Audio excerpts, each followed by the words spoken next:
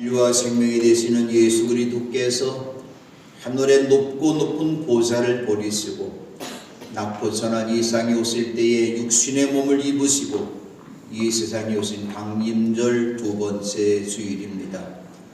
예수 그리스도의 오심을 찬양하며 경배하기 위해서 유대 땅 베들레헴 부유로 순례길을 떠나는 성도 여러분에게 임마누엘 하나님을 만나는 은혜가 함께 하시기를 주님의 이름으로 축원합니다. 오늘의 시대는 가짜 뉴스가 판을 치고 있습니다. 뉴스를 보고 신문을 보고 또 인터넷을 이래 쭉 보아도 무엇이 진짜 뉴스인지 가짜 뉴스인지 구별하기가 어려울 때가 있습니다. 이런 확인이 안 된 가짜 뉴스로 사람을 매장시키는 일이 매우 쉽습니다. 누가 그랬다더라, 누가 이런 일을 했다더라. 가짜 뉴스를 올려도 사람들은 그 말을 그대로 믿고, 야, 그 사람이 정말 그랬어, 정말 나쁜 사람이야, 그렇게 욕을 합니다. 그런데 사실처럼 말했던 가짜 뉴스가 거짓으로 확인이 되면 나중에 가서 뭐라고 말합니까? 아니면 말고 그렇게 말합니다. 저도 때로는 가짜 뉴스와 가짜 소문 때문에 많은 어려움을 겪었습니다. 그 가짜 뉴스 때문에 이미 상처받은 마음을 누가 보다듬어 줄까요? 그런데 고린도 교회에서도 이러한 가짜 뉴스가, 가짜 소문이 교회를 혼란스럽게 만들면서 바울의 마음도 아프게 하였습니다. 바울이 고린도 교회에서 생명의 복음을 전파하고 예수님을 믿고 구원받은 사람들에게 새 언약의 일꾼이 되어서 힘을 다해서 일해야 된다. 그리고 올바르게 신앙생활하도록 편지로 권면했지만 일부의 신자들은 바울의 사도직을 인정하지 않았습니다. 그리고 바울이 전한 복음마저도 듣지 않으려고 합니다. 가짜 지도자들이 진짜 사도 바울을 가짜 사도라고 몰아붙였던 것이죠. 그들의 모습이 무엇일까요? 복음을 막으려는 사탄의 방해였던 것입니다. 이 소식을 들은 바울은 자신의 사도직에 관해서 명확하게 될 필요가 있음을 판단하고 자신이 새 언약의 일꾼이 된 영적의 많은 증거들과 사명이 무엇인지를 그들에게 말하였습니다. 주님의 부르심을 받고 교회에서 임원으로 세움받은 목사나 장로나 권사나 집사님들도 모두 새 언약의 일꾼이 되었음을 믿고 오늘의 말씀을 통해서 새 언약의 일꾼으로 더욱더 열심히 주님을 섬기고 교회를 섬기고 세상과 이웃을 섬기는 섬김의 사람들 되시기를 주님의 이름으로 축원합니다. 아멘. 첫 번째로 새 언약의 일꾼은 그리스도께서 선고해 주신 일꾼입니다. 바울의 대적들은 바울의 사도직을 의심하였습니다. 그들이 말하기를 바울은 추천장이 없이도 일하는 거짓 사도라고 비난을 합니다. 이에 바울은 그들에게 어떤 사람들처럼 우리가 스스로 추천하가 고린도 교회 성도들에게 볼 추천장이나 그들이 주는 추천장을 받을 필요가 없는 사람이라고 말하였습니다. 추천장이란 무엇입니까? 어떤 사람이 그 일을 하는데 꼭 적합한 사람입니다. 이 사람 적합한 사람이니까 내가 추천합니다. 이 사람 고향은 충청북도 단양 사람입니다. 이 사람 그래도 단양 천동대도 태어났지만 학벌이 매우 좋은 사람입니다. 또 성품도 더 착하고 좋은 성품을 가진 사람입니다. 그 사람은 일을 하는데 일을 잘할 수 있는 능력이 있는 사람이라고 책임을 지고 추천하는 글이 바로 추천장입니다. 오늘날 사회나 교회에서도 그렇지만 그 당시 교회에서도 일하는 사람들을 고용할 때 추천장을 받았어요. 그런데 추천장을 인정을 받으려면 그래도 덕망이 있고 지성이 있는 유력한 영적 지도자들이 써준 추천장을 있어야 된다고 한 것이죠. 저도 종종 목회자들이 저에게 와서 감독님 추천장을 좀 써주세요. 그래도 제가 추천서를 종종 써줄 때가 있습니다.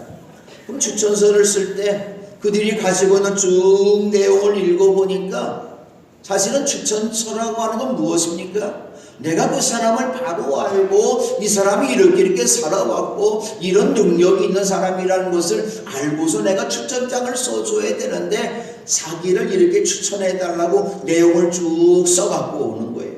나도 잘 알지 못하는데 그래도 어떡합니까? 추천장을 써줘야 되니까 그 사람이 써온 곳에다가 제가 미사오구를 잘 넣어서 더 사랑스럽게 때는 추천서를 써줄 때가 있습니다.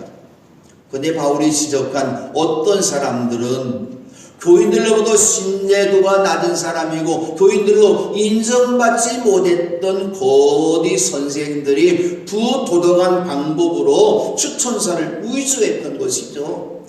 가짜 추천사라 그런 이야기입니다. 아마도 그들은 믿음보다는 율법을 강조하는 유대주의 신도였을 것이 분명합니다. 그들은 위조한 추천서를 교회에다 내놓고 우리를 이렇게 추천서를 내놓은 정당한 일꾼인데 바울 너는 추천서도 없이 일을 하니까 일을 하고 싶다면 너도 교회에다가 추천서를 내놓으라고 추궁하는 것이 바로 어떤 사람들의 모습이었던 것이죠. 그런데 보십시다. 고린도 교회는 바울 사도가 개척한 교회입니다. 바울의 복음의 말씀을 전하고 눈물의 기도로 나온 교회가 바로 고린도 교회입니다. 바울은 고린도 교회의 믿음의 아버지입니다. 영적인 아버지입니다. 그런데 고린도 교회 그 어떤 사람들이 믿음의 아버지에게 영적인 아버지에게 추천장을 내놓으라고 대적하고 도전하고 있다고 한 것이죠. 저는 딸 아들 일남 일녀를 두었습니다.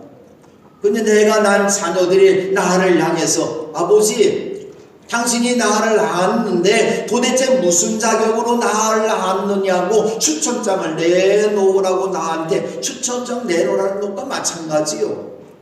있을 수 없는 이야기 아닙니까?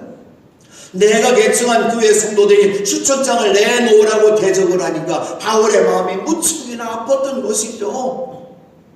내가 목회를 잘못했다 그런 생각이 들 거예요. 하나님의 말씀을 듣고도 왜 이렇게 변화되지 못했는가? 바울 사도가 마음이 아픈 거예요. 그러나 바울은 말도 되지 않는 그들의 질문에 긍정적인 답을 주었던 것이죠.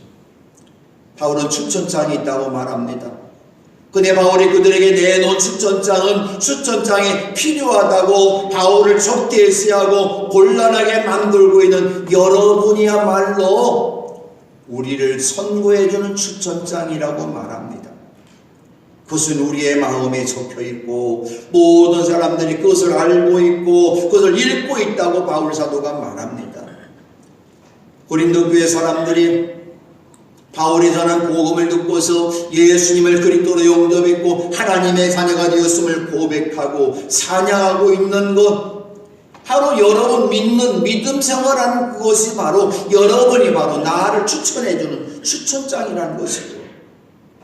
고린도 교회 사람들이 필요하고 있는 추천장은 바울과 함께 복음을 전하는 사람들의 마음에 적혀있다. 고린도 교회 성도들이 추천장을 읽고 알고 읽는 것도 바로 이것이라고 바울이 말합니다. 여러분은 분명히 그리스도께서 쓰신 편지입니다 말합니다. 이어서 바울은 그리스도께 준 편지가 되는 여러분은 먹물로 쓴 것이 아니라 사랑하는 하나님의 영으로 쓴 것이요 돌판에 쓴 것이 아니라 가슴판에 쓴 것이라고 말하였습니다. 바울은 고린도 교회 성도들이 그리스도께서 쓰신 편지가 되도록 우리는 그것을 작성하는 데 봉사한 사역자라고 말합니다. 그렇습니다. 바울에게 필요한 추천장은 그리스도께서 하셨고 추천장은 바울 사도의 사역의 결실이 되는 고린도 교회 성도들이고 추천장의 내용은 살아계신 하나님의 영으로 고린도 교회 성도들 가슴마다 가슴판에 새겨져 있다고 한 것이죠. 새 언약에 된 일꾼이 된 우리들도 그리스도께서 쓰신 온유하고 겸손한 편지, 사랑의 편지가 되어야 합니다. 이 편지를 예수를 믿지 않는 내 가족들에게, 내 남편에게, 내 가족들에게, 내 자녀들에게, 내 친구와 이웃들에게 이 편지를 보여줄 수 있는 여러분이 되시기 바랍니다. 두 번째로 새 언약 일꾼이 될 수 있는 자격을 하나님께도 주셨습니다. 바울이 새 언약 일꾼인 것은 그가 정통파 유대인으로 태어났기 때문일까요? 태어나기 8일 만에 할례를 받았기 때문일까요? 가말리알 문화생으로 지성이 뛰어난 사람이었고 박사우위가 많이 있었기 때문일까요? 로마의 수미권을 가지고 있는 사람이기 때문에 재물을 많이 소유한 사람이기 때문에 그가 새 언약의 일꾼이 되었을까요? 바울과 복음 전하는 사람들이 새 언약의 일꾼이 될 수 있었던 것은 하나님께서 하신 일이고 하나님의 은혜이고 하나님의 작품이라고 한 것이죠. 바울은 자신이 새 언약 일꾼 되었다는 확신을 고린도 교회 성도들은 그리스도께서 쓰신 편지로 자신이 추천서가 됨을 그리스도로 말미암아 하나님께 확신을 가지고 있다고 말하였습니다. 유력한 사람의 추천을 받았다 할지라도 다윗처럼 하나님의 마음에 합한 사람이 되어야 하고, 우리가 누구를 추천하거나 추천받은 사람을 받아들이는 것도 하나님으로부터 인정받은 사람이 되어야 된다고 한 것이죠. 교회 일꾼 된 것 사람의 추천이 아닙니다. 이제 오늘 우리가 찬양 예배에 당회를 열게 될 텐데, 당회를 열기 전에 기획위원회에서 집사와 권사와 장로를 추천합니다. 그렇다면 목사의 추천과 장로의 추천을 받아서 우리가 교회 일꾼이 되었습니까? 아니에요. 새 언약의 일꾼이 된 사람들은 예수 그리스도로 말미암아 하나님으로부터 추천받았다는 확신을 가지고 있어야 됩니다. 사람으로부터 추천을 받았다고 생각하는 사람은 사람의 눈치를 봅니다. 그러나 하나님으로부터 추천받았다고 생각하는 사람은 호람되어 바로 하나님 앞에 서 있는 모습으로 착하고 신실하게 주님의 일꾼으로서 새 언약의 일꾼의 사명을 잘 감당할 수 있을 것입니다. 우리는 새 언약 일꾼 될 수 있는 세상적인 자격이 없는 사람이었지만 하나님께서 우리에게 새 언약 일꾼이 되는 자격을 주셨음을 알고 더 겸손하게, 더 충성스럽게 일을 해야 될 것입니다. 세 번째로, 새 언약의 일꾼은 사람을 살리는 일꾼입니다. 바울은 새 언약의 특징을 문자로 된 율법과 대비가 되는 영으로 된 것이라고 말을 합니다. 그럼에도 하나님께서 모세를 통해 주신 율법과 계명은 거룩하고 의롭고 선한 것입니다. 율법의 기원이 거룩하신 하나님에게서 나온 것이기 때문입니다. 모세오경에 나타난 율법 10여 명의 말씀을 포함해서 유대인들은 613가지 조문으로 정리를 했습니다. 긍정문으로 248가지, 부정문으로 365가지를 썼습니다. 바로 이런 모세로와 하나님으로부터 받았던 이 거룩한 모든 율법들을 하나님으로부터 받아서 이스라엘 백성들에게 명령하기를, 여러분 이 율법을 여러분들의 마음에 간직해 두십시오. 평생을 살아가면서 여러분 옆에 두고 사십시오. 이 하나님의 말씀, 율법의 말씀을 읽으면서 자기를 택하신 하나님 경외하기를 배우십시오. 이 율법의 모든 말씀과 규례를 성심껏 어김없이 지켜야 합니다. 이 율법을 자녀에게 가르쳐야 합니다. 이 율법의 모든 말씀을 지키게 하라고 모세가 말하였습니다. 그리고 이 율법 가운데 어느 하나라도 실행하지 않는 자는 저주를 받는다고 말하였습니다. 그렇다면 하나님의 자녀들이라면 이 율법의 말씀을 꼭 지켜야 되는데, 유대인들은 613가지 조문으로 정리했는데 613가지 조문들을 유대인들이 정말로 잘 지켰을까요? 우리가 하나님의 말씀을 받았을 때 이 하나님의 말씀을 온전히 잘 지킬 수 있는 사람 이 땅에 한 사람이 있었을까요? 없습니다. 불안하고 연약한 사람들은 율법을 온전히 지키기에는 불가능하다고 한 것이죠. 율법은 무엇입니까? 사람이 어떤 죄를 지었는지 가르쳐 줍니다. 십계명의 말씀의 고를 바라보니까 그 말씀 앞에서 우리가 지난 1년 동안 살아오는 동안 그 말씀의 고을 앞에 다른 율법 말고 십계명의 말씀의 고을 앞에 우리의 모습을 바라보니까 하나님 외에 다른 신들을 섬겼어요. 우상을 만들고 우상에게 절을 했습니다. 하나님의 이름을 함부로 불렀습니다. 안식일을 거룩히 지키지 못했습니다. 부모님을 공경하지 못하고 부모님 앞에 불효했습니다. 살인하고 간음하고 도둑질하고 이웃에게 불리한 거짓 증언을 했습니다. 이웃의 집인 수인 이웃집 아내와 이웃집의 소와 나귀를 탐냈습니다. 하나님의 율법을 내가 바라보니까 그 율법을 잘 지켰다는 우리의 모습보다는 지키지 못한 나의 모습만 발견하게 된다고 하는 것이죠. 이처럼 율법에 묻자갈 수 있는 능력이 무엇일까요? 죄를 지은 사람을 검사처럼 정지하고 죽일 뿐입니다. 사람을 살릴 수 있는 능력이 없다고 한 것이죠. 고온 율법은 무엇일까요? 죄 가운데 빠져 죽어가는 사람에게 죄의 욕망을 더 증폭시켜서 사람들을 생명의 길이 아닌 죽음의 길을 향해서 걸어가게 해주고 안내해 줄 뿐입니다. 율법을 지키지 않고 악인의 길을 따라갑니다. 죄인의 글에 서 있습니다. 오만한 자리에 앉게 됩니다. 결국 이러한 모든 욕심들이 잉태하면서 죄를 낳고 죄가 자라나면서 결국은 무엇일까요?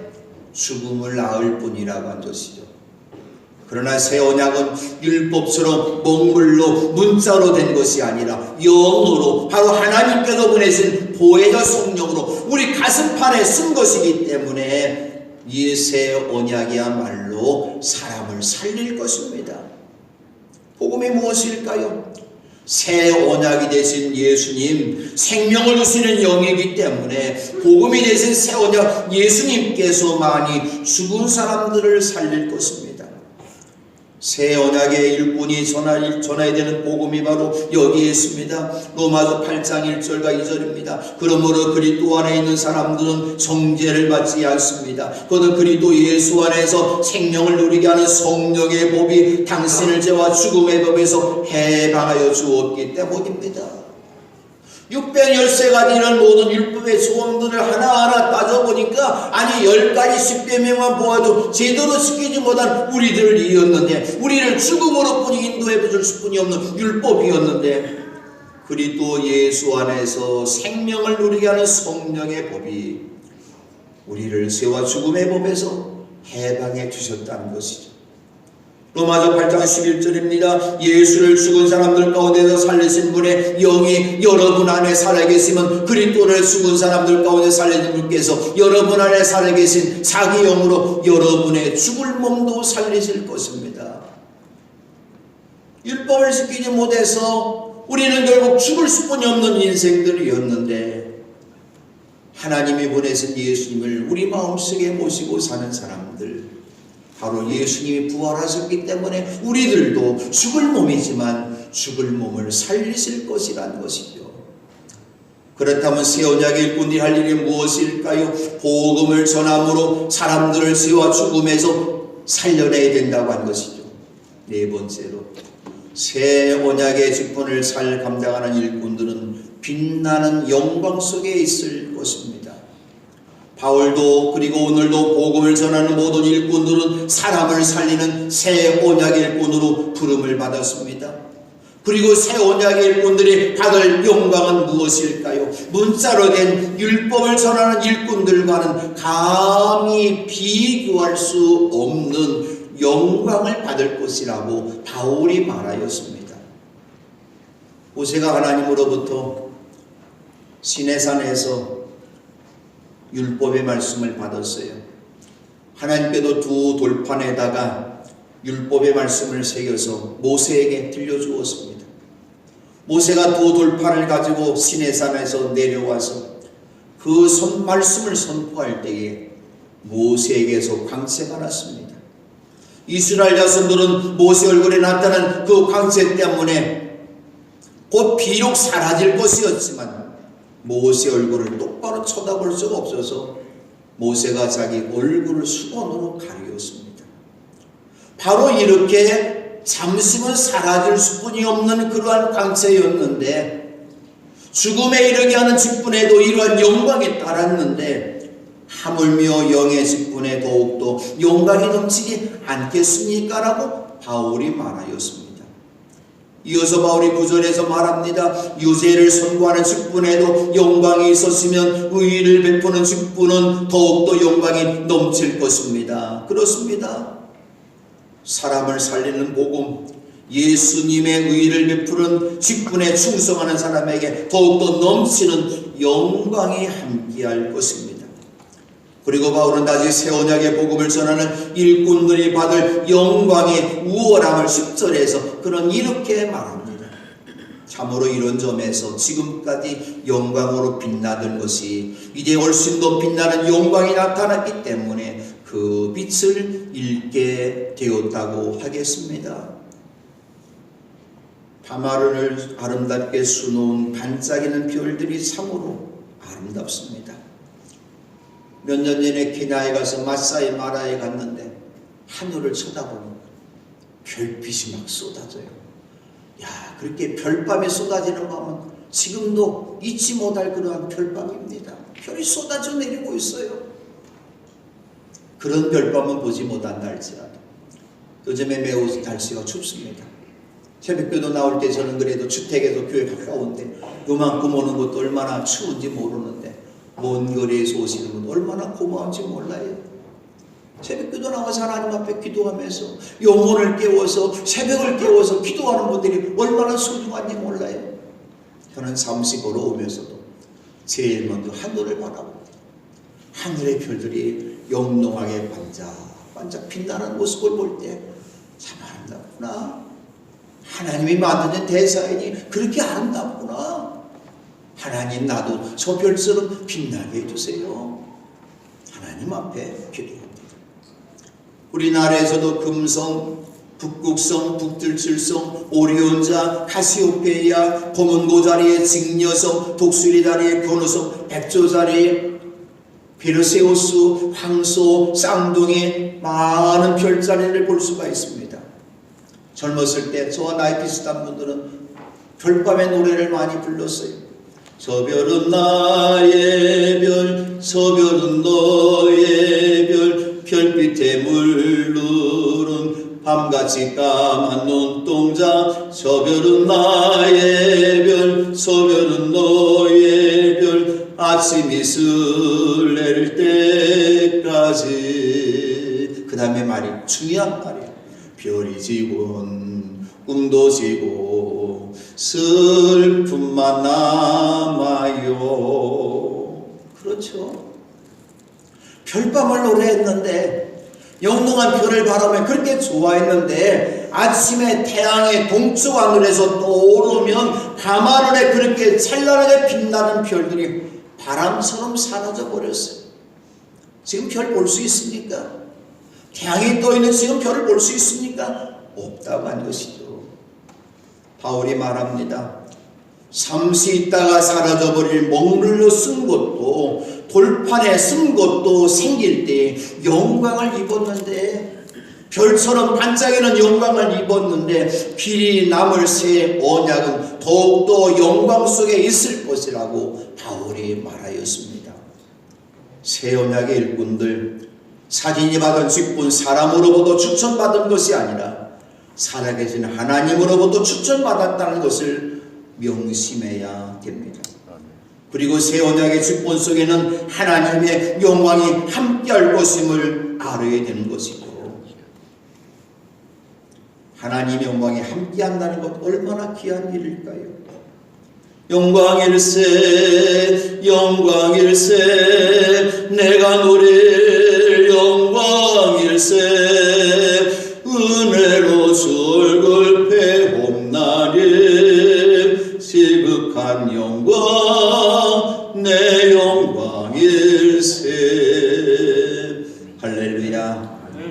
이 땅에 사는 동안 고생과 수고가 많이 있지만 이 모든 고생과 수고가 다 지난 다음에 광명한 천국에 편히 있을 때에 주님을 모시고 사는 영원히 빛나는 영광이 여러분에게 함께할 줄로 믿습니다. 아멘. 그렇습니다. 새 언약의 일꾼의 사명을 잘 감당하는 사람에게 주님께서 기쁨으로 맞아주시기 때문에 영원히 빛나는 영광인 것입니다. 그렇다면 하나님이 나에게 주신 직분 소홀히 해서는 안 됩니다.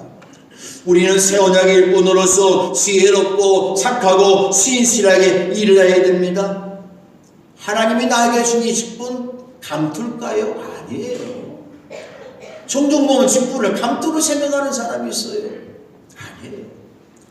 목사의 직분이 되었던, 장로의 직분이 되었던, 권사의 직분이 되었던, 집사의 직분이 되었던, 금년 한 해를 지나오면서 내가 얼마나 착하고 신실하게 새 언약 일꾼으로서 감당했는지 내 자신을 먼저 진단해 봐야 됩니다.